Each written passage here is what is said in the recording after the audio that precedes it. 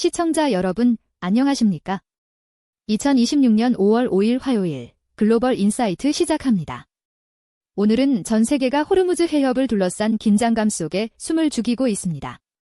평화를 향한 제안과 물리적 충돌이 동시에 발생하는 긴박한 상황인데요. 여기에 기술 패권과 인구 구조의 변화라는 거대한 시대적 흐름이 교차하고 있습니다. 오늘도 박 작가님과 함께 10개국의 핵심 소식을 통해 복잡한 세계 정세를 명쾌하게 분석해 보겠습니다. 작가님, 어서 오세요. 네, 반갑습니다.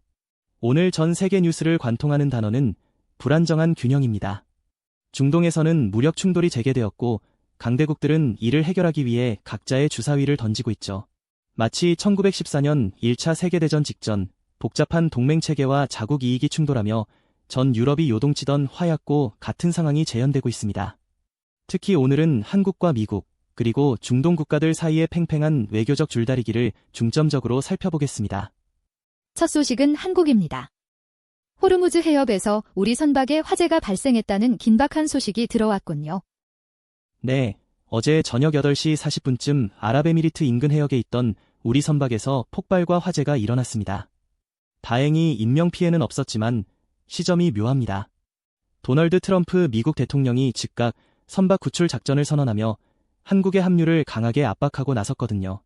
이는 과거 1980년대 이란-이라크 전쟁 당시 벌어진 유조선 전쟁 때 미국이 가동했던 어니스트 윌 작전을 떠올리게 합니다. 우리로선 에너지 안보와 외교적 선택 사이에서 시험대에 오른 셈이죠. 국내 정치권에서는 이재명 대통령이 조작기소 특검법에 대해 신중한 입장을 보였습니다. 이재명 대통령은 특검법의 필요성에는 공감하면서도 6월 3일 지방선거 이후로 결정을 미루자는 정무적 판단을 내렸습니다. 선거에 미칠 파장을 고려한 것이죠. 한편 김건희 여사의 주가조작 의혹 2심에서 징역 4년이 선고되자 양측 모두 상고하며 법정 공방이 대법원까지 이어지게 됐습니다. 경제적으론 반도체 덕에 성장률 전망이 밝지만 고유가와 고환율이라는 동전의 양면 같은 리스크가 상존하고 있습니다. 기술과 사회 소식으로는 위성 발사 성공과 노노 갈등 소식이 있네요. 차세대 중형 위성 2호가 스페이스X의 펠컨 9에 실려 성공적으로 발사됐습니다. 지상 50cm 물체를 식별하는 초고해 상도 눈을 갖게 된 건데 21세기에 봉수대 역할을 톡톡히 할 겁니다. 반면 삼성전자 내부에서는 반도체 부문 성과급을 두고 비반도체 부문 조합원들이 반발하며 노조 탈퇴가 급증하고 있습니다. 조직 내 형평성이라는 아주 민감한 과제가 수면 위로 떠오른 겁니다. 다음은 미국입니다. 호르무즈 해협의 긴장을 해소하겠다며 자유 프로젝트를 시작했군요. 이란의 봉쇄를 뚫고 상업 선박을 안내하겠다는 건데 이미 미국 군함이 미사일 공격을 받았다는 보도가 나올 정도로 상황이 험악합니다. 트럼프 대통령은 이 와중에 독일 주둔 미군 수천 명을 철수하기로 하며 동맹국들을 놀라게 했습니다. 이란 작전의 미온적인 독일에 대한 보복성 조치로 보이는데 이는 19세기 미국의 고립주의와 21세기 거래적 외교가 결합된 트럼프식 압박의 전형입니다. 경제 지표는 AI 덕분에 반등했지만 증시는 오히려 하락했습니다. 1분기 성장률이 2.0%를 기록하며 깜짝 반등했죠. 구글, 마이크로소프트 등 7개 테크 기업과 국방부가 AI 통합 계약을 맺은 영향이 큽니다. 하지만 유가 급등과 이란의 정전 협정 위반 소식에 투자자들은 차익 실현에 나섰고 다우 지수가 1.1%나 빠졌습니다. 실물 경제의 공포가 AI가 만든 장밋빛 미래를 잠시 가린 형국입니다. 사회적으로는 재난 대응과 보험 분쟁이 논란이 되고 있습니다. 캘리포니아 보험국이 작년 산불 생존자들의 보험금을 부당하게 처리한 보험사에 수백만 달러의 벌금을 매겼습니다.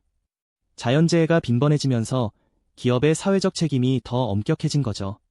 또한 플로리다는 이번 주를 허리케인 대비 주간으로 정했는데 미국 사회가 이제는 상시화된 기후 위기에 적응하느라 분투하는 모습이 역력합니다.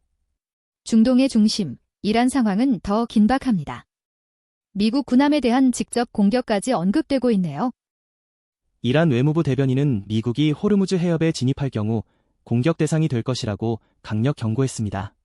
실제로 미 군함에 대한 미사일 공격 보도가 나오면서 긴장은 최고조입니다. 재미있는 건 이란이 핵 문제를 뺀 14개 항해 평화 제안을 미국에 던졌다는 점입니다. 한 손에는 칼을, 한 손에는 올리브 가지를 든 셈인데 트럼프 대통령도 이란이 유연해졌다며 협상의 여지를 남겼습니다. 이란 내부 경제도 이 전쟁 같은 상황의 여파를 고스란히 받고 있습니다. 주식시장 거래가 일시 중단됐고 환율 시장은 불안하기 짝이 없습니다. 특히 테헤란에서만 전쟁 피해로 4만 호의 주택이 파괴됐다는 소식은 이란 민중의 고통을 보여줍니다. 기상청은 폭우와 황사경보까지 내려 대기 질까지 최악인데 1930년대 대공황 시기 먼지 폭풍과 경제난이 겹쳤던 미국의 더스트볼 사태를 연상시키는 비극적인 상황입니다. 아랍에미리트도 이란의 공격을 직접 받으며 큰 피해를 입었습니다. 푸자이라 석유 시설이 드론 공격을 받아 인도 국적자 3명이 다쳤습니다. UAE는 위기 속에서 중대한 결단을 내렸는데 바로 석유 수출 국기구인 오펙 탈퇴입니다. 석유 생산의 자율성을 확보해 자국 경제를 지키겠다는 전략이죠. 이는 1970년대 오일 쇼크 이후 굳건했던 오펙 체제가 지정학적 갈등 앞에 균열이 가고 있음을 보여주는 상징적인 사건입니다. 위기 속에서도 기술 투자는 멈추지 않고 있군요.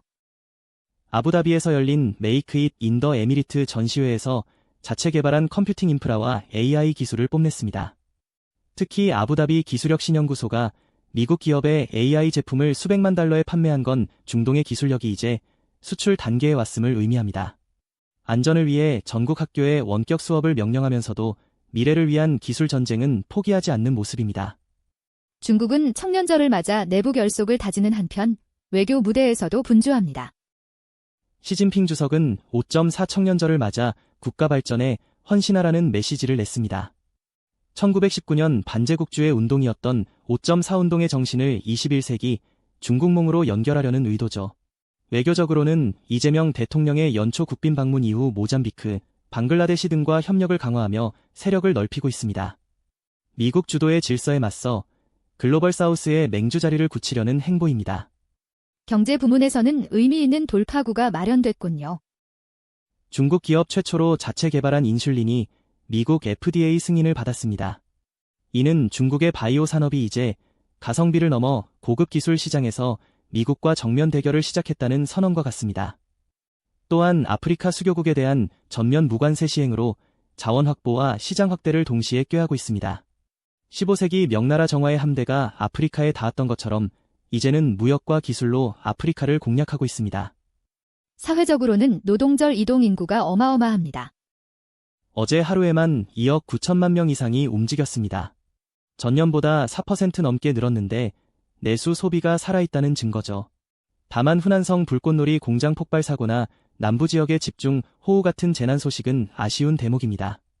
서구 언론의 왜곡된 이미지에서 벗어나 진짜 중국을 보러 오는 외국인 관광객이 늘고 있다는 신화통신의 보도는 중국이 이제 소프트 파워 회복에도 사활을 걸고 있음을 보여줍니다. 일본은 다카이치 총리 주도로 헌법 개정 논의가 급물살을 타고 있습니다. 다카이치 총리는 전쟁 포기를 명시한 헌법 구조 1항은 유지하되 긴급사태 조항 등을 신설하는 단계적 개헌을 들고 나왔습니다. 이는 메이지 유신 이후 일본이 근대 국가체제를 정비하던 시기의 결단력과 닮아 있습니다. 또한 호주와 핵심 광물 협력을 강화하고 베트남에는 무기를 무상 제공하기로 했습니다. 경제와 안보를 하나로 묶는 자유롭고 열린 인도태평양 정책의 실천형 버전이라 할 수 있죠. 경제와 사회 측면에서는 명암이 뚜렷하게 갈립니다. 엔화 가치를 지키기 위한 재무장의 경고 속의 기업들은 사상 최대 규모의 회사채를 발행하며 공격적인 투자에 나서고 있습니다. 하지만 사회 근간은 흔들리고 있죠. 15세 미만 어린이 인구가 45년 연속 감소해 역대 최저를 기록했습니다. 100ml 한 병에 10억 원이 넘는 우주 발효 청주가 팔리는 화려한 소식 뒤에는 인구 절벽이라는 소리 없는 재앙이 일본 사회를 깊게 파고들고 있는 셈입니다.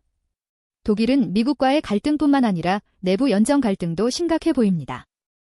메르츠 총리가 3인당의 타협을 요구하며 리더십 위기를 겪고 있습니다. 설상가상으로 트럼프 대통령은 메르츠 총리의 비판에 대한 보복으로 미군 철수와 자동차 관세 25% 인상을 예고했죠. 독일 자동차 산업의 심장부에 칼을 들이댄 격입니다. 1930년대 보호무역주의가 고개를 들며 세계 경제를 멍들게 했던 악몽이 독일에게는 현실로 다가오고 있습니다. 사회적 분위기도 상당히 경색되어 있군요. 3인당과 녹색당이 허위 정보 조장을 이유로 X 플랫폼 탈퇴를 선언했습니다. 디지털 공론장의 분열을 상징하죠.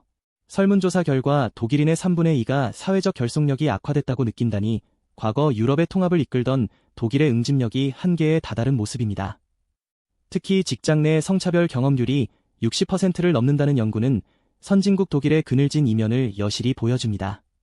마지막으로 수단 소식입니다. 내전이 4년째로 접어들며 비극이 계속되고 있네요. 수도 하르툼 공항에 드론 공격이 발생하는 등 평화는 여전히 멀어 보입니다. 특히 안타까운 건 식량 창고로 불리던 농경지들이 황폐해졌다는 겁니다.